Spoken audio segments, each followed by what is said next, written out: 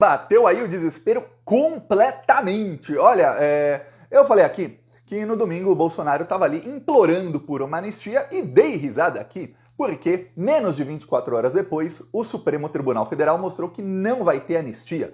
O Alexandre de Moraes votou, a maioria dos ministros do Supremo Tribunal Federal votaram e condenaram mais 15 terroristas em penas de 13,5 a 16 anos e meio de prisão. Ou seja, não vai ter anistia, aquilo que o Bolsonaro falava que essas penas são enormes, não adiantou nada. As penas aí, um dia depois da manifestação do Bolsonaro, da manifestação golpista dele, foram maiores na média do que penas de outras condenações. Ou seja, se fosse usar a decisão do STF como parâmetro, você diria que as penas pioraram depois. Pouquinho, mas pioraram. Pois bem, eis que o Bolsonaro ficou em pânico. E já na terça-feira, não deu nem 24 horas, da decisão do STF, ele apareceu na revista Oeste. Olha, é uma das poucas vezes que o Bolsonaro aparece numa live e ele não faz uma mega publicidade dessa live antes. Tanto é que a audiência da revista Oeste, vou falar, é preocupante como a extrema-direita tem audiência nas redes sociais, viu? Preocupante. Muito preocupante.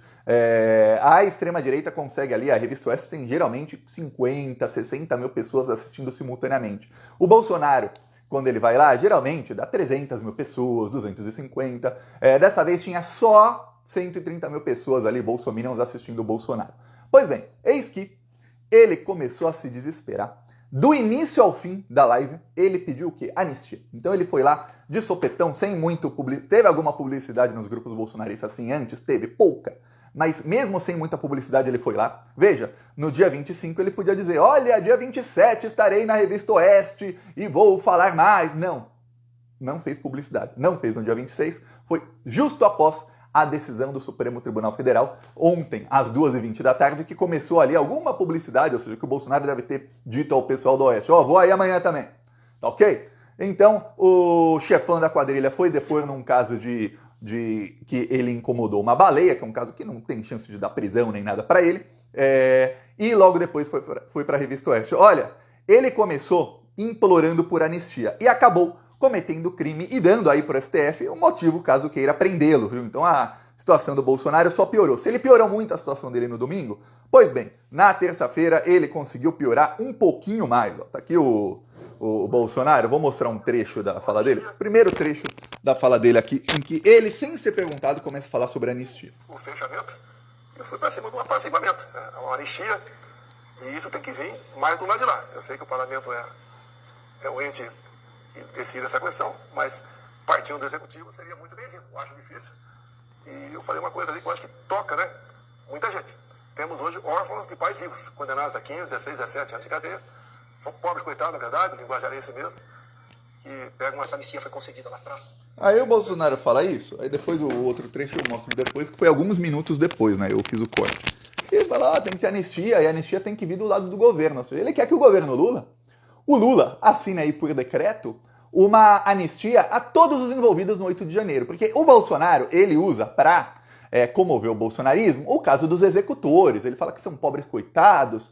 Temos hoje filhos órfãos de pais e mães presos. Mas se o papai e mamãe não tivesse cometendo crime, o filhinho não estaria órfão. E a filhinha não estaria órfã. O papai e mamãe não pensaram nos filhos antes de sair cometendo crime. Assim como você olha ali um bandido preso por assassinato e você não fala, nossa, mas o filhinho do bandido preso por assassinato está órfão do pai que está, ou da mãe, que está ali preso ou presa por assassinato, por matar alguém. Você fala, pô, tinha que ter pensado no filho antes de matar outra pessoa, né? No caso do bolsonarismo, não. Olha, como eles são pobres coitados, então eles não podem ser punidos. Esse é o pessoal que pedia punição exemplar e, olha, vamos diminuir aí a maioridade penal exatamente para punir também adolescente que cometer crime, apenas enormes e tudo mais. Tem que enjaular todo mundo e tal. E aí agora, não, mas eles são pobres coitados. Tadinhos desses patriotas. Tadinhos desses patriotas. Pois bem, estarão enjaulados. A STF já mostrou que não tem anistia. Então o Bolsonaro quer uma anistia parta do lado de lá. E aí ele foi lá com a bandeira branca no domingo, porém o Malafaia meio que estragou o plano. E o próprio Bolsonaro, na sua fala, meio que estragou o plano. O plano não daria certo de jeito nenhum, viu? Essa análise de antes, de durante, no domingo era a mesma análise, e de depois. Não só análise de quase todos os analistas, exceto os muito bolsominions que tem aí na imprensa, mas também dos que têm aí fontes diretas de ministros do Supremo Tribunal Federal dizendo que os ministros dizem isso.